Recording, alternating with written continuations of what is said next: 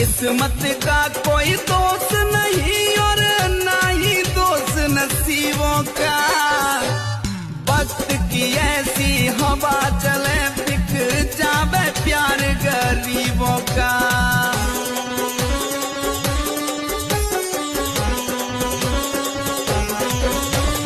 Singer Anil Kumar ji इस बात को यही छुपाएंगे, चाय भांग धतूरा पी लेंगे ना दूजी जान बनाएंगे। चाय भांग धतूरा पी लेंगे ना दूजा यार बनाएंगे। चाय भांग धतूरा पी लेंगे ना दूजी जान बनाएंगे।